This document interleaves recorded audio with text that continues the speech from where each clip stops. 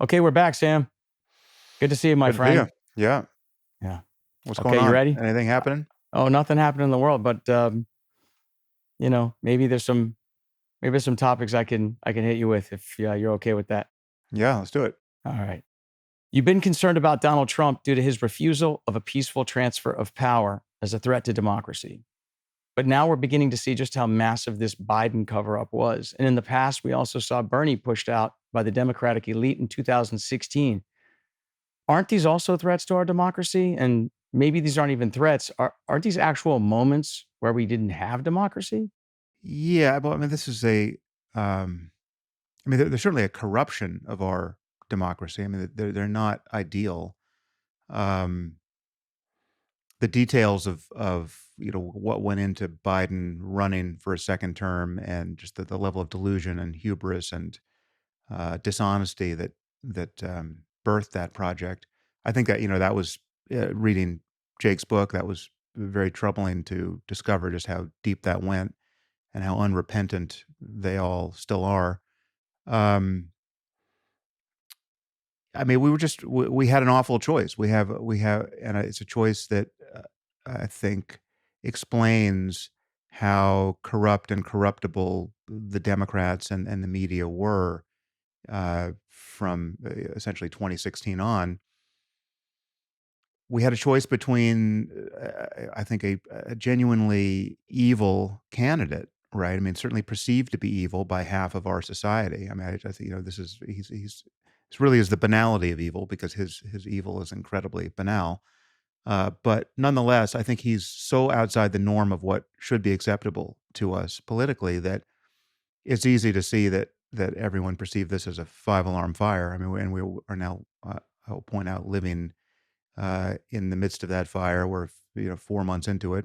Yeah, but you Uh, can't destroy or erode democracy while trying to protect it, right? no, but I mean, it's not so clear as all that. It's just that you have to ask the questions: why would anyone prefer a nearly comatose president to Donald Trump? Well, that's a measure of how bad people perceive Donald Trump to be, right? So, and I mean, I can say that I would prefer a comatose president to the But president we now have. that's slightly less than half the country feels that way. What about the other half? Well, the other half is voting for Trump, right? So, and for reasons that are in many cases also delusional, right? I mean, you had a QAnon cult behind Trump who thought not that Biden was not only too old to be president, but that he was a pedophile, and siphoning off the adrenochrome of children in basements. I mean, this is the fever swamp of right wing politics that got Biden's infirmity right. Okay, but look at everything else they threw against the wall, right? Um, it's completely nuts over there. So, yes, the mainstream media has a lot to atone for in not being more interested in just how far from compos mentis Biden has been at various points. I mean, toward the end of his term and during the campaign. But I mean, what I take from Jake's book, and I think this is one of the appropriate lessons to take from it, is that that there was a successful cover up. It's not that, I mean, everyone knew he was too old. I mean, certainly he was not an ideal president, or much less an ideal candidate. I mean, he was not actually a viable candidate in the end. And many of us saw that with increasing clarity over the years. But something was revealed that night on the debate stage when he completely, when the wheels completely came off. And to say that nothing is to say that we knew it all along is to make the claim that nothing was learned during that debate, and that's just not true, right? I mean, maybe Alex Jones, who also thought Biden was a pedophile, Yeah. also knew that he wasn't going to be able to complete a sentence during the debate. But most people thought this was But I this don't think revealed it's that. something. Yeah, but I did reveal something. I don't think people it felt like they learned it for the first time. I felt like they were watching that saying, okay, this is impossible to hide now. Well, yeah, This is no, no but longer possible. the magnitude of it, the gravity of it, the fact that it was non-recoverable, right?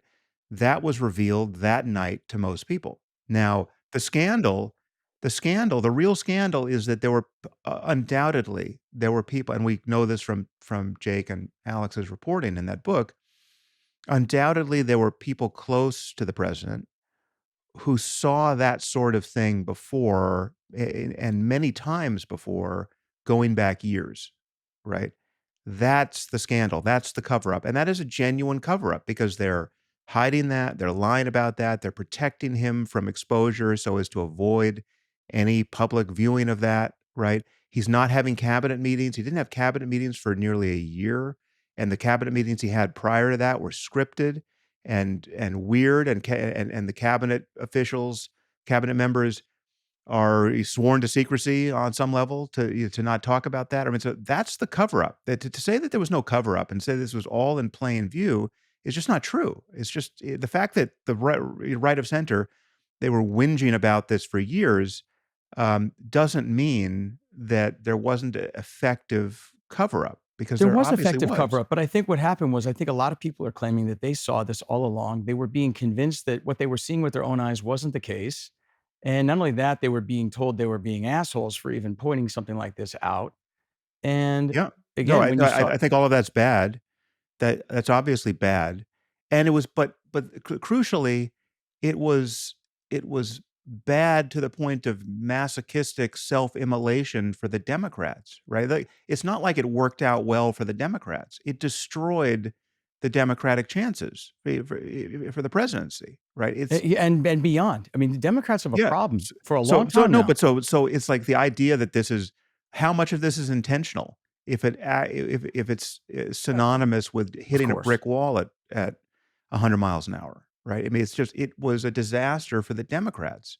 So the Democrats screwed up, and what the I think the honest accounting of what happened there is that it was like almost everything else we're complaining about uh, in public these days, it was a coordination problem. I mean, that you had all these people who couldn't get on the same page about what was about what this obvious slow motion train wreck, right? How could they get Biden to not be a candidate when he was adamant that he was fine to run for a second term?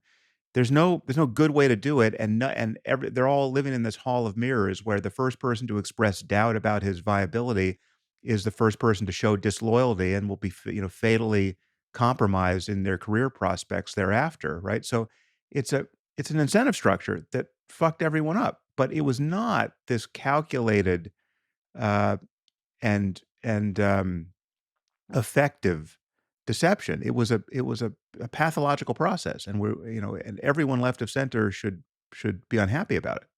But what happens now? What happens to those people, the advisors that were in charge?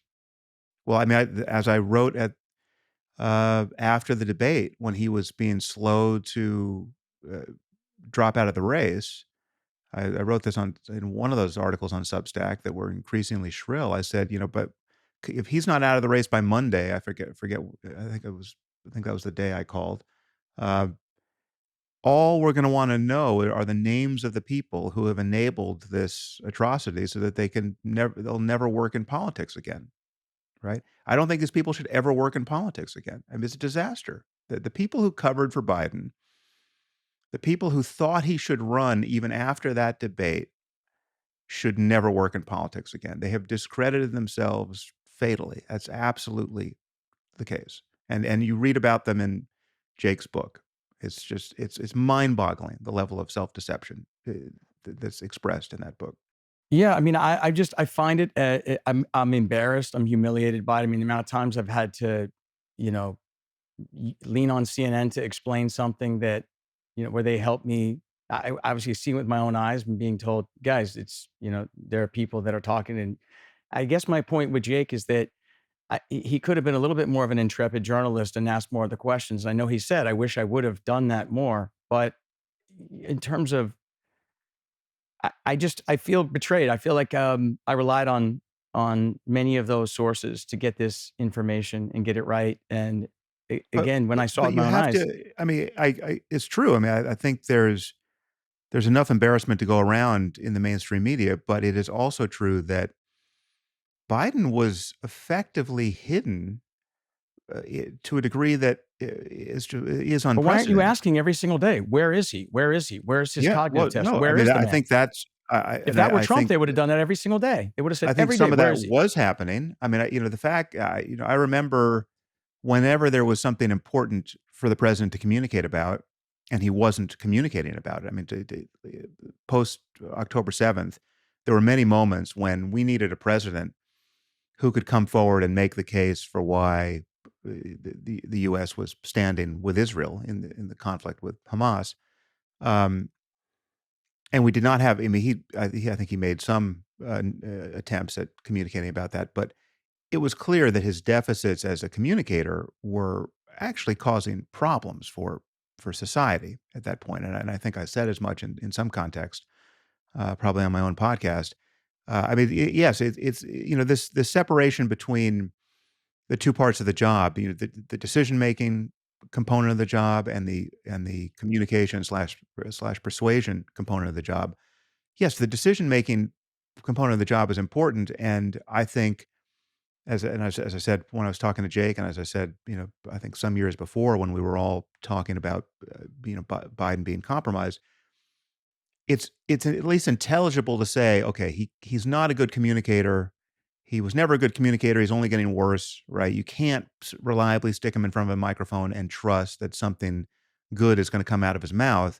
But the truth is that when you sit with him and deliberate about the war in Ukraine or anything else, he is compos mentis. He clearly understands the issue as well as he ever did. He just doesn't. He's just not a fluid speaker, right? And less and less fluid by the hour, right? That is a neurologically speaking, that is an intelligible claim to make about a person. That's what I assumed was true. That because of how effective this cover up was, I no longer believe that to have been true, right? I think it's quite possible that he was just checked out to a degree that I did not suspect at the time. But to close the loop on this whole scandal, even that is preferable to me and to I think many Democrats than having someone who we consider to be genuinely evil, genuinely 100% purposed to serving himself in the office of the presidency. I would rather have a president in a coma where the duties of the presidency are executed by a committee of just normal people, right? So that's and that's the choice that many of us believe was before us, and so therefore, not much materially changes once you reveal just how insane and despicable this cover up of Biden's infirmities But actually Sam, was. but how you get there matters. And it would be one thing if those people told the American people, hey, he's not compos mentis. We're going to take it from here. Yeah. We know what we're doing. We're fine. But that didn't happen. And I mean, Yeah. just the scale of things, Trump's out there making hotel deals. And I know that's embarrassing. And this is a bit of a Sophie's choice, but you really would rather not have been betrayed by your own president than have somebody out in the open just, with his kleptocracy, getting he and his friends rich? No, but I mean, the problem with Trump runs much deeper than that. I mean, that is totally disqualifying in a president. It's illegal. I mean, I think it is the very definition of unconstitutional, given the emoluments clause. Um, he should be. I think he should be impeached for it, right? I mean, I don't have any expectation that he will be, but um, the liability of having Trump in the White House, in my view, runs much deeper than that. I mean, I've spoken. There's probably 100 hours of me talking about this on my podcast and others. I think to have an empty Oval Office would be better. I mean, and that's to say that there's lots of other normal career politicians who have been deputized in the State Department and other in other parts of the executive branch to make normal decisions, that are not thinking about their hotel deals and their meme coin. Um, I mean that it's normal politics. The swamp. I would return to the so-called swamp over what we have now, and for good reason. right? And that was always that's been obvious for now 10 years, right? All the problems with Hillary Clinton, all the problems with Kamala Harris, I've never been shy to acknowledge those, right? All the problems with the Democratic machine as it is. Yes, it screwed Bernie Sanders. All of that. Price all of that in.